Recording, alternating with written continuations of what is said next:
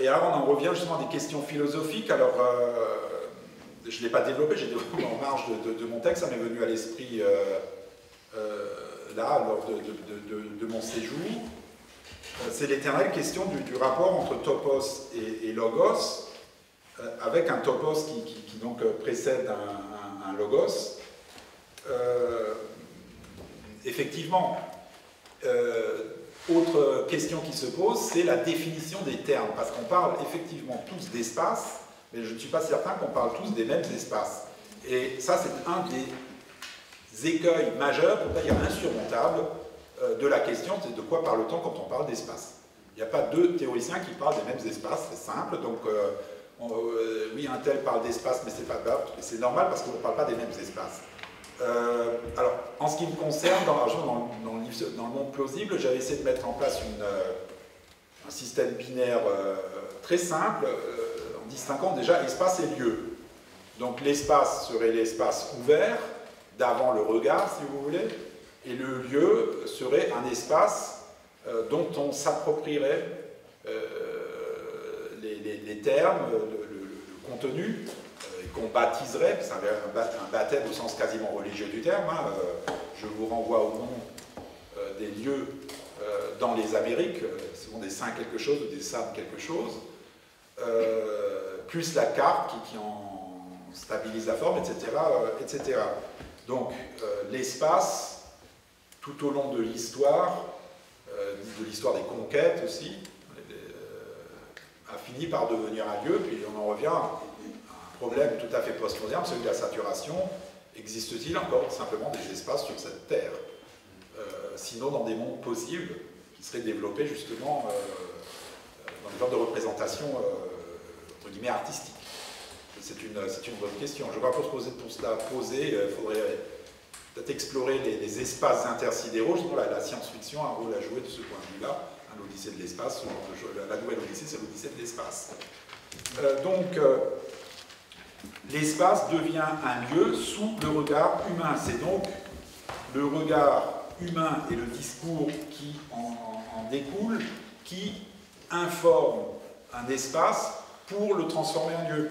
Donc le lieu est tributaire du discours, et alors là on pourrait inverser cette fois-ci l'ordre, le topos est tributaire également d'un logos. C'est-à-dire il y a certes un topos qui serait au sens géographique du terme, qui serait antérieur, mais ce topos tend à se transformer en logos et par la même occasion en lieu. Ce dont on ne peut parler est l'espace, le pur espace, l'espace absolu comme vous voulez.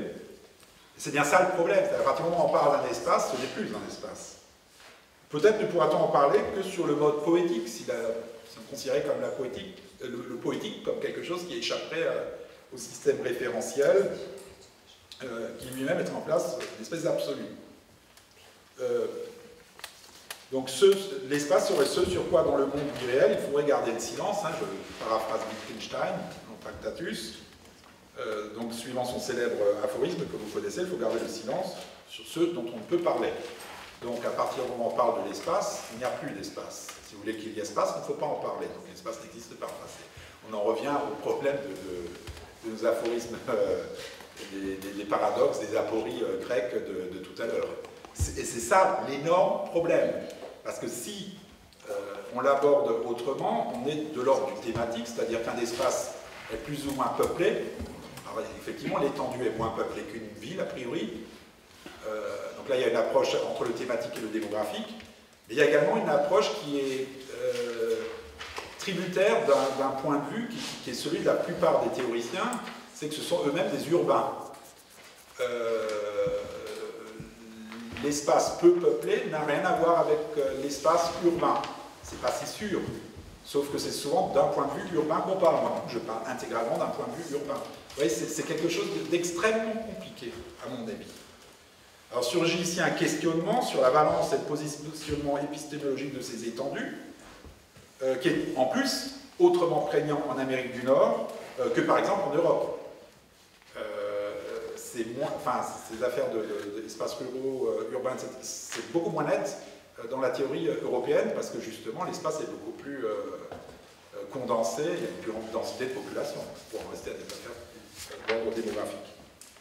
À vrai dire, une approche textuelle, ou même deux, il y a la géopoétique, mais il y en a une autre sur laquelle j'insisterai 2 secondes, si j'ai le temps, c'est 2 secondes. Hein.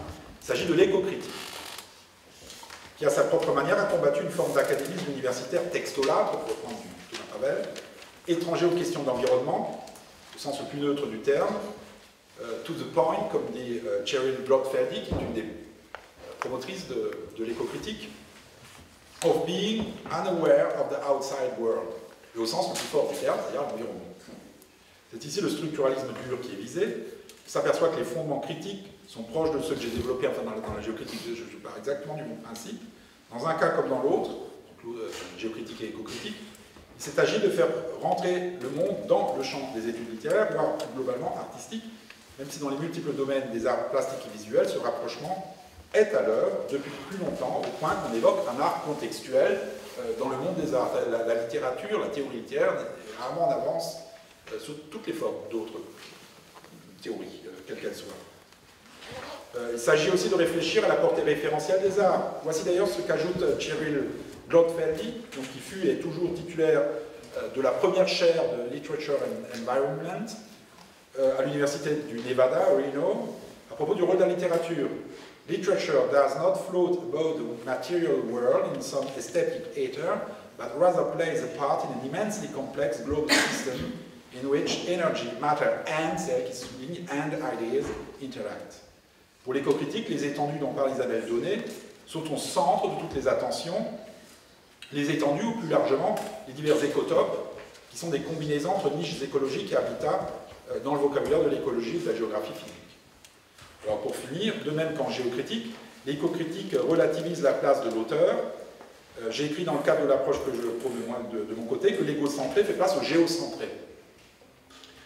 Dans Littérature et environnement, un très récent essai d'Alain Suberchico, l'un des initiateurs de l'éco-critique en France, là encore on est rarement en avance en France, en 2012, évoque lui aussi un décentrement de la fonction éditoriale en se référant surtout à la pratique américaine, c'est un américaniste par hasard, qui vaudrait sans doute aussi pour le Canada. Alors je cite Suberchico, au sens où le centre de l'écriture n'est pas tant l'acteur qu'elle inclut que le monde naturel ou encore rural qu'elle fait sien ou même qu'elle construit.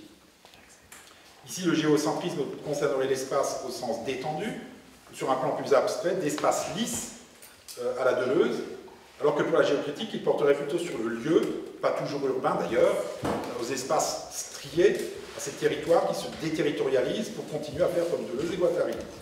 Dans les deux cas, une partie de la réflexion explorerait ce que Suberchico, commentant Lawrence Buell, je pense qu'on prononce, considéré comme le père fondateur de l'éco-critique, appelle les logiques issues de la déliaison des espaces. La formule est pas mal, hein, les logiques issues de la déliaison des espaces. Soit dit en passant, il s'agirait tout de même de se demander si cette dichotomie est fondée, de même qu'un espace un peu habité est déjà habité.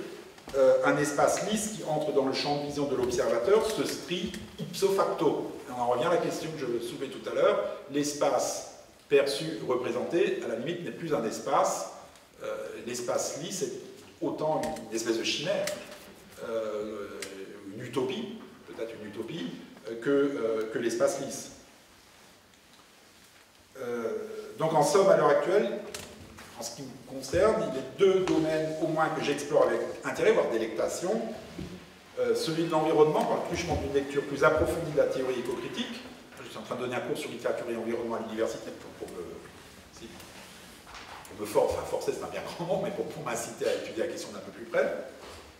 Et celui des arts plastiques et visuels. Dans ce dernier cas, la stimulation est venue de l'extérieur, comme presque toujours. C'est par suite d'une commande de la plateforme de création contemporaine Rosascape, portant sur une création de deux frères, ils sont connus ici, Berger et Berger, donc l'Astre Blanc de 2011, que j'ai compris tout le parti que je pouvais tirer d'une fréquentation prolongée et approfondie de l'art contemporain. On m'avait demandé de commenter cet Astre Blanc à partir des affaires de géocritique. J'avais mis les pieds dans les arts visuels, ça m'a... C'était enthousiasmant à partir du moment où on accepte que je ne sois pas spécialiste de la question. Donc entre-temps, j'ai travaillé sur les productions cartographiques, entre guillemets, d'autres artistes, un américain, George Dean, donc j'aurais pu parler plus longtemps, et de Mona Hatoum, qui est plus connu. Au programme de l'an prochain figurent des études de Michelangelo Pistoletto, donc un des pères fondateurs de l'art des Povera, qui est plus ancien que les deux que je viens de citer, et de Yung Fei Ji, donc un artiste d'origine chinoise qui travaille aux États-Unis et qui a peint une œuvre sur le barrage des Trois Gorges en Chine, qui a fait l'objet d'un certain nombre de polémiques, qui me permettront de réfléchir à de possibles passerelles entre éco-critique et géocritique, ou du moins une acception plus environnementale de la géocritique. J'ajoute, si possible, je n'en sais rien, je vais voir ce que ça peut donner. Merci.